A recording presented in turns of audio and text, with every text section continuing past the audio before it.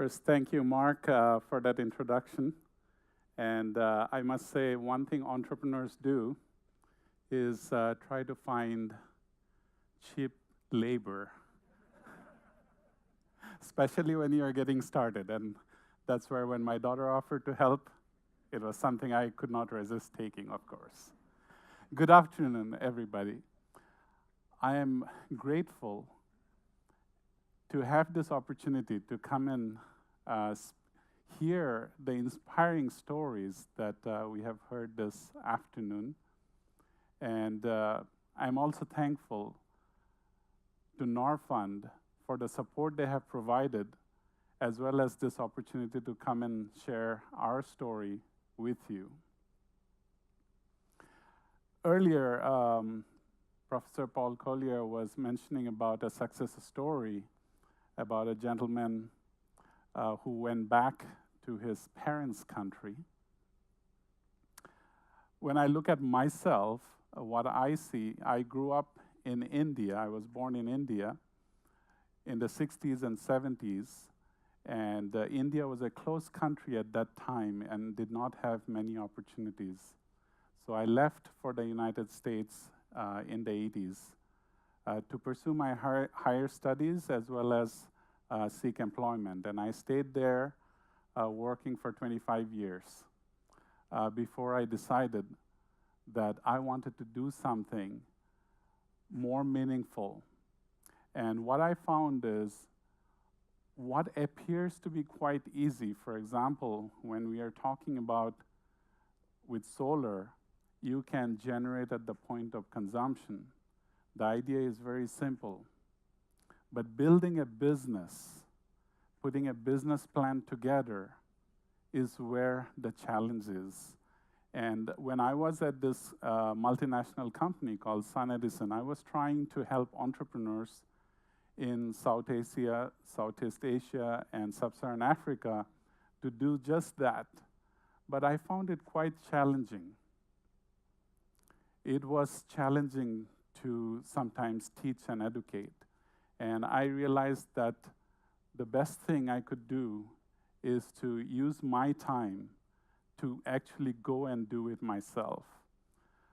With that idea, I left my big job and decided to start this venture. And the first investor that I met in 2015, in December, I came to Oslo, was Norfund, and I met with Mark Davis and Paul Helgeson in the energy team. And they were very supportive of the idea. And I'm so thankful and so happy that they have actually come through, providing guidance throughout the development phase, and last year coming in with the initial investment. With that, let me tell you a little bit about what we have done in Myanmar and what the background is. You have heard some things about Myanmar already, so I'll not dwell on that. But in terms of electricity or lack of electricity, 70% of the population of Myanmar is not connected to the national grid. So here you see an example. This is one of my team members telling about our services to the village head in a village. And if you look closely, you might notice using a mobile phone light to show what is written on the paper because there is no light. So that is the current situation. You heard about Myanmar's GDP, which is about $1,400. And in terms of electricity consumption, the electricity consumption in Myanmar per capita per year is 217 kilowatt hours, which, to give you an idea about what that means, that's how much energy a Norwegian uses in 4 days. But the annual growth rate of electricity is 15%, but the deficit is 30% in terms of the demand versus the supply. So that will give you a sense of the big gap that there is in terms of demand and supply. And as we have heard from multiple speakers, in terms of development, real development and economic development of the country depends so much on availability of power, of electric power. Yoma Micropower is organized, and our vision is to serve multiple different segments. One we call rural electrification. Another one that we are looking at is commercial and industrial, and in the future, also residential customers in urban areas. Right now, we started off last year with projects in the rural electrification area. In rural electrification, the business model that we are using is to supply power to off-grid telecom towers and rural businesses and rural households. That's what we started with, a pilot project. I'll tell you a little more about it, and we are expanding that right now, while we also started a couple of small pilots in the commercial and industrial segment.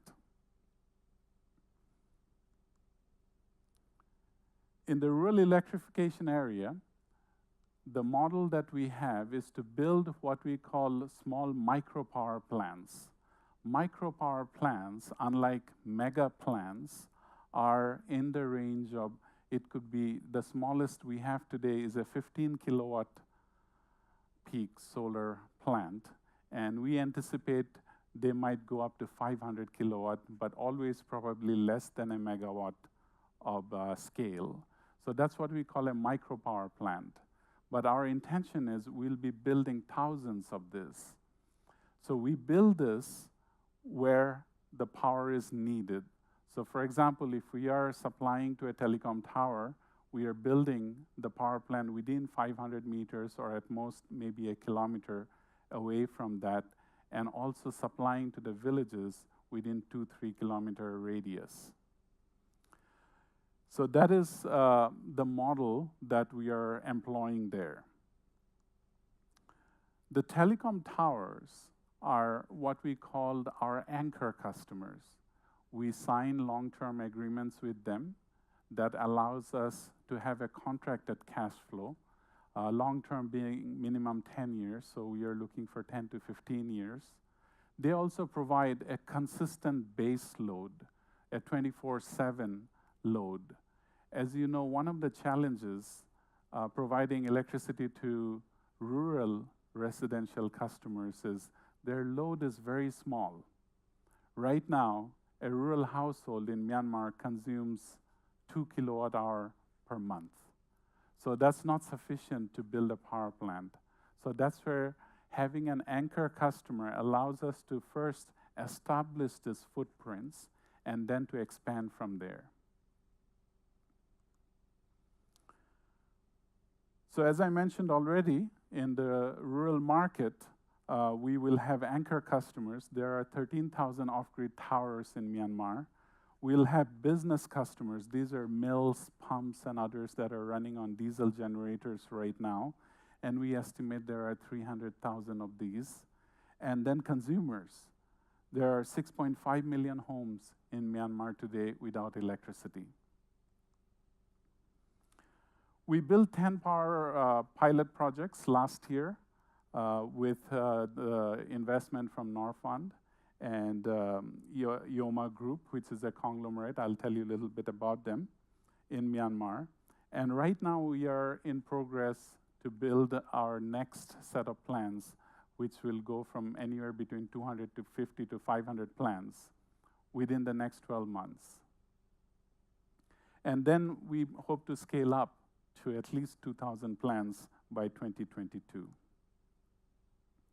Now, we had been talking about job creation, and I wanted to share our numbers with you, the direct jobs that we are creating, because we hire caretakers for our plants, we hire O&M engineers, and these are jobs we are creating in the local areas.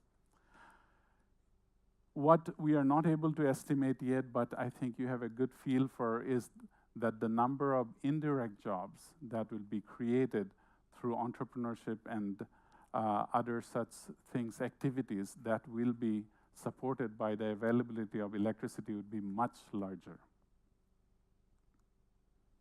We are building a scalable infrastructure. Myanmar, where we are operating, it's a green field right now, so there is no grid absolutely. So we actually follow and we either meet or exceed the national grid code, because in the future, at some point in the future, whether it's 10, 15, or 20 years, who knows, we see that our plants will coexist with the national grid and will connect to the national grid. We are also taking the opportunity, of course, as a startup company, as a new company, to build what I would call a modern grid with demand management, with smart meters and new payment schemes like prepaid, just like mobile has succeeded because of prepaid schemes.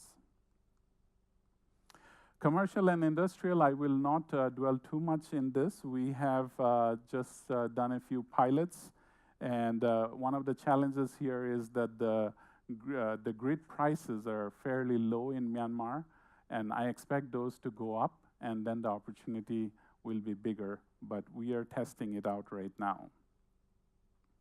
Here's a picture of the Chief Minister of Sagaing government, where we are executing our projects right now, inaugurating one of our plants. We have an active engagement with the government in terms of informing them about the benefits of what we are doing, knowing that the country right now don't have policies that really support what we are doing, but we are hoping such policies and regulations will be adopted shortly. Very briefly, Yoma Micropower shareholders are Yoma Group, which is a conglomerate in Myanmar that's into various different businesses like real estate, consumer, banking, tourism, agriculture, and telecom, and Norfund, an international finance corporation.